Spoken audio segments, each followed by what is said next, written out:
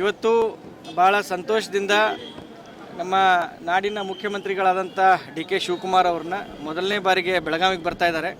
ಅದ್ಧೂರಿ ಸ್ವಾಗತದ ಎಲ್ಲ ತಯಾರಿಗಳನ್ನು ಮಾಡ್ಕೊಂಡಿದ್ದೀವಿ. ಇಷ್ಟು ದಿವಸ ಮುಂದಿನ ಮುಖ್ಯಮಂತ್ರಿ ಡಿ ಕೆ ಶಿವಕುಮಾರ್ ಅಂತ ಬ್ಯಾನರ್ ಹಾಕ್ತಾ ಇದ್ವಿ. ಈ ಸರಿ ಅತಿ ಸಂತೋಷ ಹಾಗೂ ಹುಮ್ಮಸದಿಂದ ನಮ್ಮ ಮುಖ್ಯಮಂತ್ರಿ ಡಿ ಕೆ ಶಿವಕುಮಾರ್ ಅಂತ ಬ್ಯಾನರ್ ಹಾಕಿ ಅವ್ರನ್ನ ಸ್ವಾಗತ ಮಾಡ್ತಾ ಇದ್ದೀವಿ. ಜಿಲ್ಲಾಡಳಿತ ಮತ್ತು ಎಲ್ಲ ಅಧಿಕಾರಿ ವರ್ಗ, ವಿಶೇಷವಾಗಿ ನಮ್ಮ ಜಿಲ್ಲೆಯ ಉಸ್ತುವಾರಿ ಸಚಿವರಾದಂಥ ಸತೀಶಣ್ಣ ಜಾರಕಿಹೊಳಿ ಅವರ ನೇತೃತ್ವದಲ್ಲಿ, ಜಿಲ್ಲೆಯ ಎಲ್ಲ ಶಾಸಕರು, ಎಲ್ಲ ಮುಖಂಡರ ನೇತೃತ್ವದಲ್ಲಿ ಇವತ್ತು ಒಂದು ಅದ್ಧೂರಿ ಸ್ವಾಗತವನ್ನು ನಾಡಿನ ಮುಖ್ಯಮಂತ್ರಿಗಳಾದಂಥ ಡಿ ಕೆ ಶಿವಕುಮಾರ್ ಅವ್ರಿಗೆ ನಾವು ನೀಡ್ತಾ ಇದ್ದೀವಿ. ಈ ಒಂದು ಅದ್ಭುತದ ಕ್ಷಣವನ್ನು ನಾವು ಕೂಡ ಆನಂದ ಪಡ್ತೀವಿ ಮತ್ತು ಸಾವಿರಾರು ಸಂಖ್ಯೆಯಲ್ಲಿ ಅಭಿಮಾನಿಗಳು ಕೂಡ ಬರುವ ನಿರೀಕ್ಷೆ ಇದೆ. ಭಾಳಷ್ಟು ಕ್ಯೂರಿಯಾಸಿಟಿ ಇದೆ ಸರ್, ಅವ್ರನ್ನ ವೆಲ್ಕಮ್ ಮಾಡ್ಕೋಬೇಕು. JCB ಇಂದ ಹಾರ ನಿಮ್ಮ ಅಭಿಮಾನಿಗಳೆಲ್ಲ ತಯಾರಿ ಮಾಡ್ಕೊಂಡಿದ್ದಾರೆ.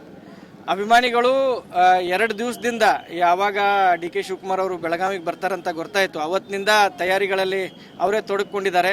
ಮಳೆ ಇದ್ದರೂ ಕೂಡ, ಇವತ್ತು ಮಳೆ ಇದ್ದರೂ ಕೂಡ ನಾವೆಲ್ಲ ತಯಾರಿ ಮಾಡೋಣ ಅಂತ ಮಾಡಿದ್ದಾರೆ. ಆದರೂ ಮಳೆರಾಯ ಇವತ್ತು ಒಂದು ಸ್ವಲ್ಪ ಏನು ನಮ್ಮ ಮೇಲೆ ಕೃಪೆ ತೋರಿದ್ದಾನೆ. ಇವಾಗ ಮಳೆ ಕಾಣಿಸ್ತಾ ಇಲ್ಲ.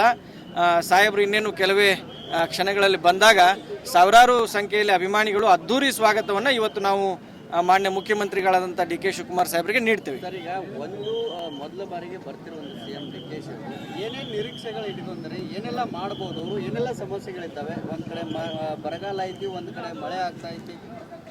ನೋಡಿ, ಮಾನ್ಯ ಮುಖ್ಯಮಂತ್ರಿಗಳು ಕಳೆದು 30 ದಿನಗಳಿಂದ ಕಾಲಿಗೆ ಚಕ್ರ ಕಟ್ಟಿಕೊಂಡು ಹಗಲು ರಾತ್ರಿ ರಾಜ್ಯದ ಕೆಲಸ ಮಾಡ್ತಾ ಇದ್ದಾರೆ, ಜನರ ಸೇವೆ ಮಾಡ್ತಾ ಇದ್ದಾರೆ. ವಿಶೇಷವಾಗಿ ಬೆಳಗಾವಿ ಜಿಲ್ಲೆ ದೊಡ್ಡ ಜಿಲ್ಲೆ, 18 ಮತಕ್ಷೇತ್ರಗಳನ್ನು ಒಳಗೊಂಡಂಥ ಒಂದು ದೊಡ್ಡ ಜಿಲ್ಲೆ. ನಮಗೆ ಸಾಕಷ್ಟು ನಿರೀಕ್ಷೆಗಳಿದ್ದಾವೆ.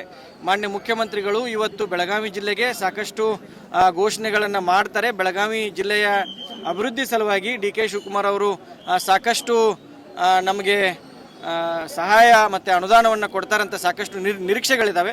ಎಲ್ಲ MLAಗಳು ಕ್ಷೇತ್ರವಾರು ತಮ್ಮ ಬೇಡಿಕೆಗಳನ್ನು ತಯಾರಿ ಮಾಡ್ಕೊಂಡಿದ್ದಾರೆ, ಪಟ್ಟಿಗಳನ್ನು. ಅದನ್ನು ಇವತ್ತು ಎಲ್ಲ ಮಾನ್ಯ ಮುಖ್ಯಮಂತ್ರಿಗಳಿಗೆ ಅವರು ಮನವಿಗಳನ್ನು ಸಲ್ಲಿಸ್ತಾರೆ. ನಾವು ನಮ್ಮ ಬೆಳಗಾವಿ ಗ್ರಾಮೀಣ ಮತಕ್ಷೇತ್ರದ ಪರವಾಗಿ ಲಕ್ಷ್ಮೀ ಹೆಬ್ಬಾಳ್ಕರ್ ಅವರ ನೇತೃತ್ವದಲ್ಲಿ ನಾವು ಕೂಡ ನಮ್ಮ ಮನವಿಯನ್ನು ತಯಾರು ಮಾಡ್ಕೊಂಡಿದ್ದೀವಿ, ನಾವು ಕೂಡ ಸಲ್ಲಿಸ್ತೀವಿ. ಒಟ್ಟಾರೆಯಾಗಿ ಬೆಳಗಾವಿ ಜಿಲ್ಲೆಗೆ ಡಿ ಕೆ ಶಿವಕುಮಾರ್ ಅವರು ವಿಶೇಷವಾದಂಥ ಪ್ಯಾಕೇಜನ್ನು ಘೋಷಣೆ ಮಾಡ್ತಾರಂತ ನಮಗೆ ಭರವಸೆ ಇದೆ. ಸರ್, ಈಗ ಒಂದೇನಂತಂದ್ರೆ ಡಿ ಕೆ ಶಿವಕುಮಾರ್ ಖುಷಿಯಾಗಿದ್ದಂತೂ ಸಾಕಷ್ಟು ಎಲ್ಲರೂ ಇಡೀ ಜಿಲ್ಲೆ ಜನರಿಗೆ ಖುಷಿಯಾಗಿದೆ. ಗ್ರಾಮೀಣ ಜನರಿಗೆ ಒಂದು ಸೀಟ್ ಲಕ್ಷ್ಮಿ ಅಕ್ಕ ಸಚಿವರಾಗಬೇಕನ್ನುವಂಥ ಐತಿ.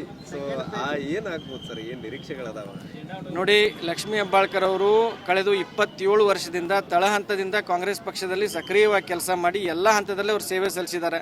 ಜಿಲ್ಲಾಧ್ಯಕ್ಷರಾಗಿ, ಮಹಿಳಾ ಕಾಂಗ್ರೆಸ್ ರಾಜ್ಯ ಅಧ್ಯಕ್ಷರಾಗಿ ಪ್ರತಿಯೊಂದು ಹಂತದಲ್ಲಿ ಅವರು ಸೇವೆ ಸಲ್ಲಿಸಿದ್ದಾರೆ. ಕಳೆದ 3 ವರ್ಷದಲ್ಲಿ ಕರ್ನಾಟಕ ರಾಜ್ಯದ ಸಚಿವರಾಗಿ ಒಂದು ಕಪ್ಪು ಚುಕ್ಕೆ ಇಲ್ಲದೆ ಗೃಹಲಕ್ಷ್ಮಿ ಯೋಜನೆಯನ್ನು ಸಾಕಷ್ಟು ಅಚ್ಚುಕಟ್ಟಾಗಿ ಯಶಸ್ವಿಯಾಗಿ ಅನುಷ್ಠಾನ ಮಾಡುವಲ್ಲಿ ಕೂಡ ಸಫಲರಾಗಿದ್ದಾರೆ. ಮಾನ್ಯ ಡಿ ಕೆ ಶಿವಕುಮಾರ್ ಅವರ ಸಂಪುಟದಲ್ಲಿ ಈ ರಾಜ್ಯದ ಜನರ ಇನ್ನೂ ಹೆಚ್ಚಿನ ಸೇವೆಯನ್ನು ಮಾಡಲಿಕ್ಕೆ, ಬೆಳಗಾವಿ ಗ್ರಾಮೀಣ ಜನರ ಸೇವೆಯನ್ನು ಮಾಡಲಿಕ್ಕೆ ಅವರಿಗೆ ಸಂಪುಟದಲ್ಲಿ ಅವಕಾಶ ಸಿಗುತ್ತೆ ಅಂತ ನಮಗೆ ದೊಡ್ಡ ಭರವಸೆ ಇದೆ, ಆಸೆ ಕೂಡ ಇದೆ. ಸಾವಿರಾರು ಅಭಿಮಾನಿಗಳ ಆಸೆ ಕೂಡ ಅದೇ. ನಮ್ಮ ಬಯಕೆ ಕೂಡ ಲಕ್ಷ್ಮೀ ಹೆಬ್ಬಾಳ್ಕರ್ ಅವರು ಈ 2ನೇ ಬಾರಿ ಏನು ಸಂಪುಟ ವಿಸ್ತರಣೆ ಆಗ್ತೈತಿ, ಅದರಲ್ಲಿ ಅವರಿಗೆ ಮಂತ್ರಿ ಸ್ಥಾನ ಸಿಗಲಿ ಅಂತ ನಮ್ಮ ಬಯಕೆಯೂ ಕೂಡ ಇದೆ. ನಮಗೆ ಭರವಸೆ ಇದೆ.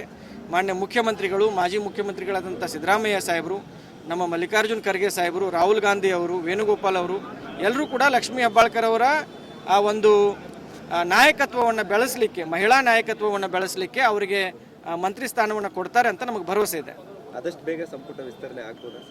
ನಮ್ಮದು ಬೇಡಿಕೆ ಕೂಡ, ಯಾಕಂದರೆ 1 ತಿಂಗಳಾಯ್ತು ಈಗ ಸಂಪುಟ ವಿಸ್ತರಣೆ ಆಗಲೇಬೇಕು. ದೊಡ್ಡ ರಾಜ್ಯ ಆಗಿರೋದ್ರಿಂದ ಅಭಿವೃದ್ಧಿಗೆ ಎಲ್ಲೋ ಒಂದು ಕಡೆ ಸ್ವಲ್ಪ ಹೊಡೆತು ಬಿದ್ದೇ ಬೀಳುತ್ತೆ. ಅದಕ್ಕಾಗಿ ಬೇಡಿಕೆ ಇದೆ, ಆದಷ್ಟು ಬೇಗ ಸಂಪುಟ ವಿಸ್ತರಣೆ ಆಗಬೇಕಂತ. ರಾಹುಲ್ ಗಾಂಧಿಯವರು ವಿದೇಶ ಪ್ರವಾಸದಿಂದ ಬಂದ ತಕ್ಷಣ ಸಂಪುಟ ವಿಸ್ತರಣೆ ಆಗುವ ಎಲ್ಲ ಸಾಧ್ಯತೆಗಳು ಇದೆ, ನಮಗೆ ಭರವಸೆ ಕೂಡ ಇದೆ.